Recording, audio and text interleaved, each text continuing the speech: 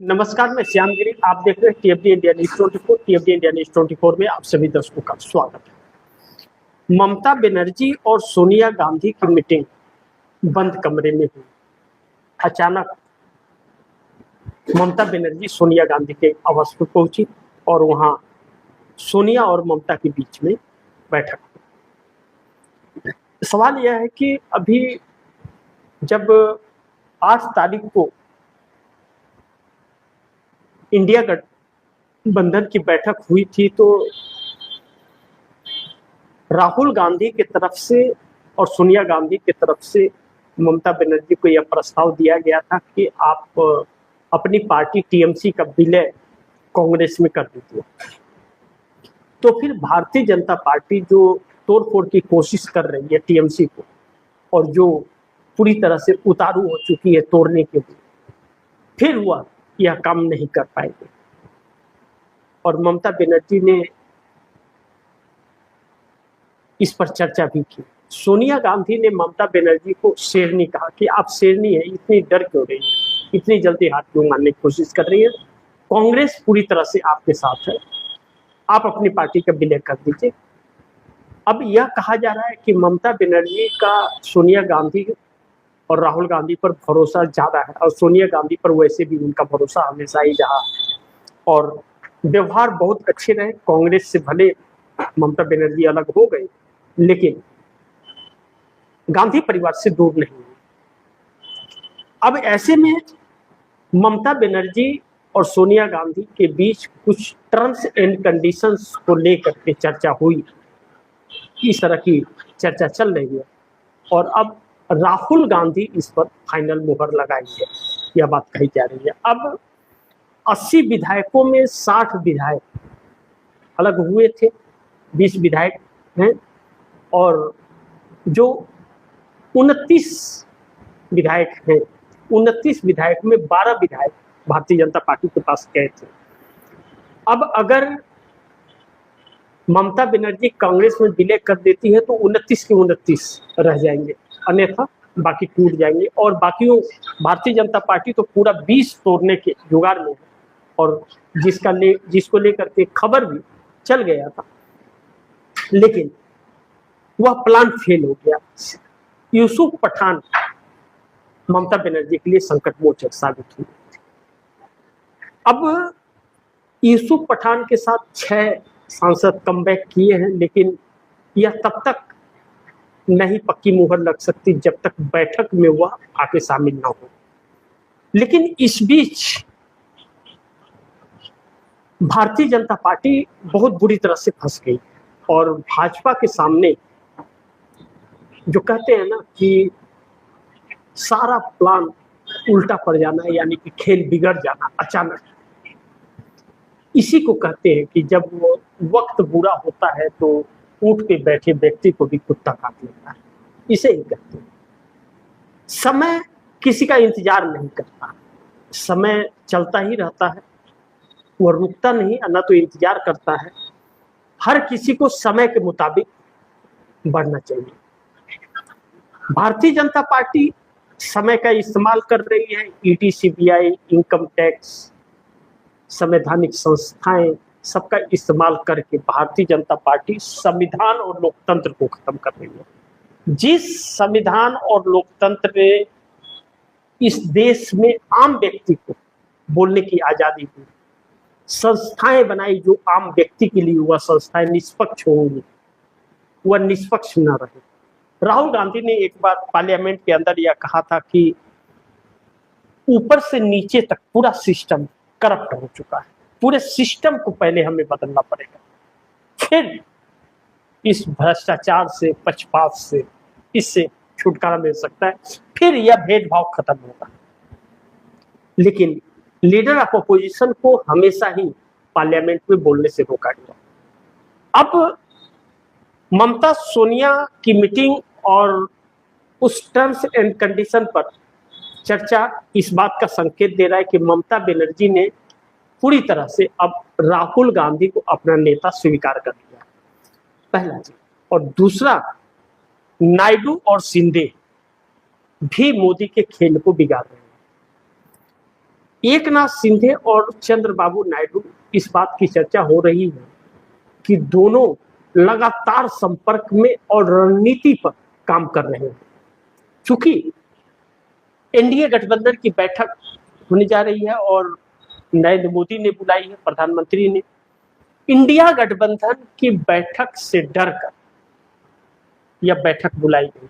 ध्यान दीजिए आप दर्शक, 2024 का लोकसभा चुनाव, 2023 में महाराष्ट्र में बैठक चल रही थी इंडिया गठबंधन, और आनंद फानन में भारतीय जनता पार्टी ने स्पेशल सेशन बुला लिया था और लेकर के क्या आए थे, महिला आरक्षण बिल। 2023 का पास हुआ बिल आज तक लागू नहीं, किसी को नहीं।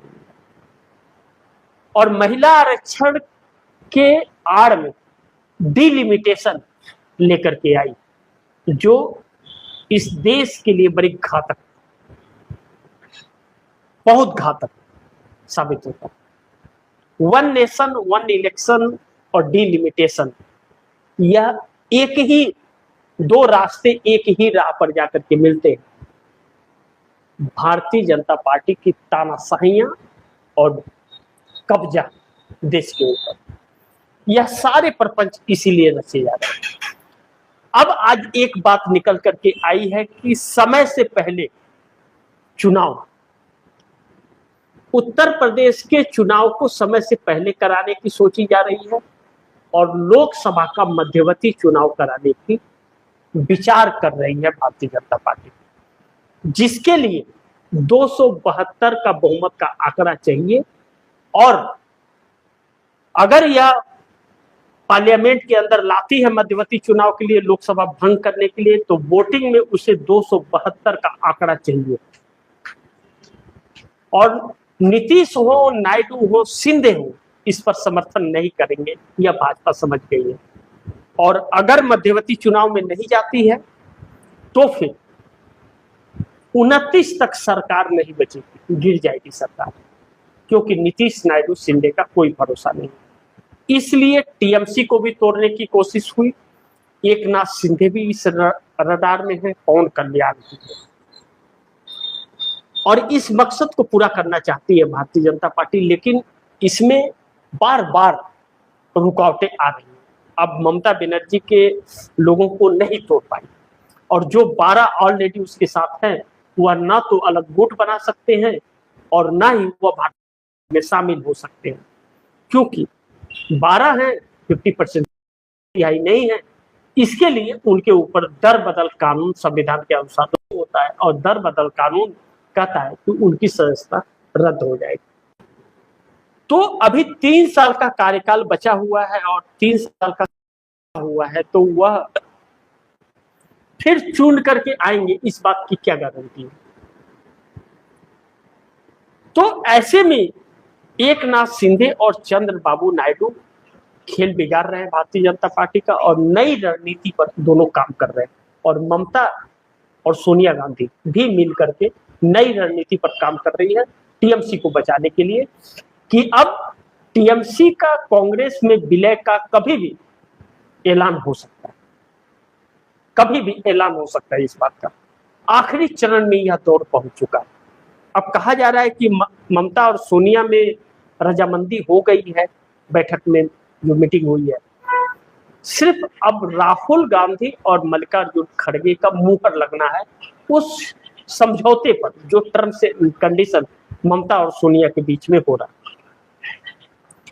ऐसे में राहुल गांधी ने जब यह कहा है कि हम आपके साथ हैं, हम पूरी तरह से कांग्रेस आपके साथ है, आप किसी भी बात की चिंता मत कीजिए, जहां भी कांग्रेस में होता है आपके साथ, लेकिन कांग्रेस में विलय करने के बाद में वह कांग्रेस के हो जाएंगे, टीएमसी नहीं रह जाएगी, वह कांग्रेस के हो जाएंगे। जब कांग्रेस को हो जाएंगे तो उनका जो सिंबल है वह सिंबल फ्रीज हो जाएगा।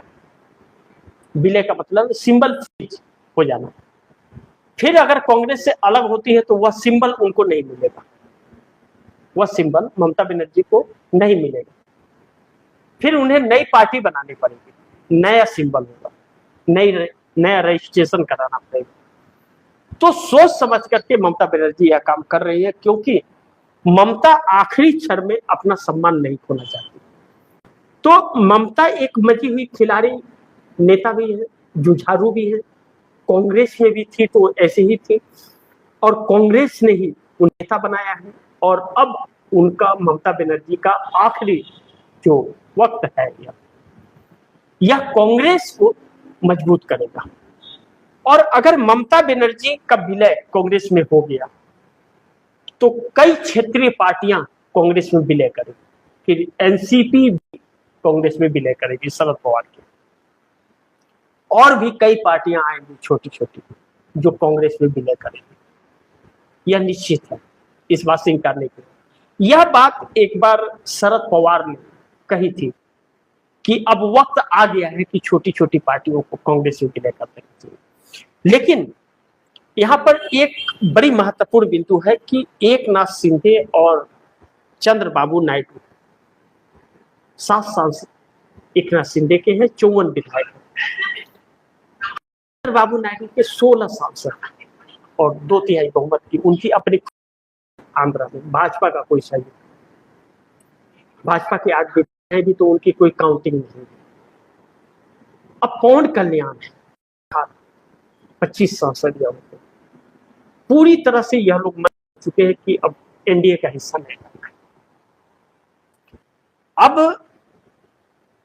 एनडीए की बैठक में नीतीश कुमार नहीं आएंगे, यह चर्चा चल पड़ी है। हो सकता है बैठक में ललन सिंह और संजय झा हो, और ललन सिंह संजय झा को अब अधिकृत नीतीश कुमार ने कर दिया है कि बातचीत कीजिए, क्या अच्छा क्या बुरा। और नीतीश और नायडू का भी कहा जा रहा है, इस बात की चर्चा है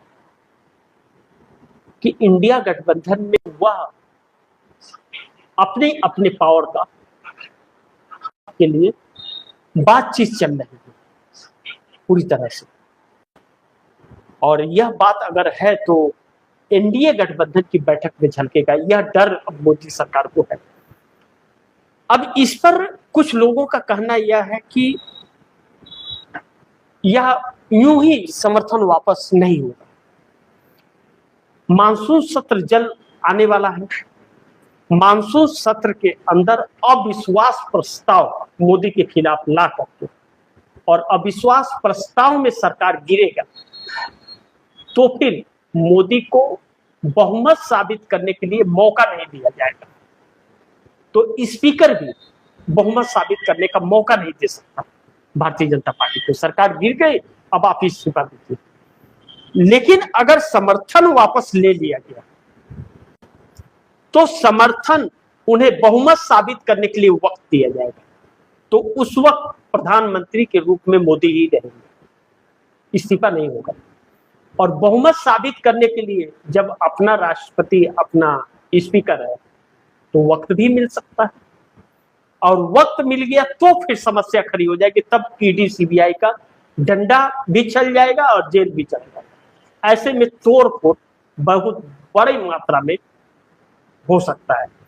इसके लिए अविश्वास प्रस्ताव के जरिए गिराया जाता है अगर सरकार, तो तुरंत का तुरंत सब कुछ खेल खत्म हो जाएगा।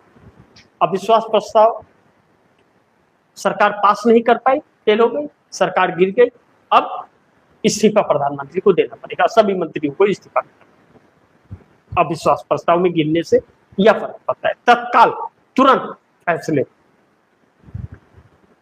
अब इस बात का डर भाजपा को भी, और इंडिया गठबंधन यह रणनीति तय कर रहा है। इसी से जोड़कर संजय झा के बयान को देखा जा रहा है कि कांग्रेस से हमें कोई किसी भी तरह का कोई भी शिकायत नहीं। इंडियन एक्सप्रेस में यह खबर छपी है, लेख लिखा है संजय झा ने, बाकायदे उसमें लेख लिखा है पूरे फ्रंट पेज पर कि कांग्रेस की वजह से इंडिया गठबंधन से नीतीश नहीं अलग हुए और केजरीवाल को दोषी बनाया गया। और उसमें लिखा गया कि केजरीवाल इंडिया गठबंधन का हिस्सा नहीं है तो नीतीश को कोई। दिक्कत भी नहीं। यानी कि कोशिश भी जारी है और इस नीति बहुत बड़ी तैयार हो रही है जो जिससे मोदी सरकार घबराई। मोदी के एनडीए की बैठक में पता चलेगा कि क्या होता है, नहीं होता है, कौन आता है, नहीं आता है। लेकिन नीतीश के आने की संभावना बहुत कम बताई जा रही है कि नीतीश नहीं आएंगे। 99.9% नीतीश नहीं आ रहे हैं। अब देखिए आते हैं या नहीं आते हैं। नहीं आते हैं तो समझ लीजिए कि मामला गड़बड़। बाकी आप दर्शकों की क्या राय है, क्या सुझाव, कमेंट बॉक्स में जरूर दीजिए। इस खबर को ज्यादा से ज्यादा शेयर कीजिएगा, अपने दोस्तों को भी कहिए शेयर करें। और आप लोग अगर टीएफडी इंडिया न्यूज़ 24 को सब्सक्राइब नहीं किया, सब्सक्राइब कर लीजिए, अपने दोस्तों को भी कहिएगा सब्सक्राइब करें। मिलते हैं अगली खबर के साथ, तब तक नमस्कार।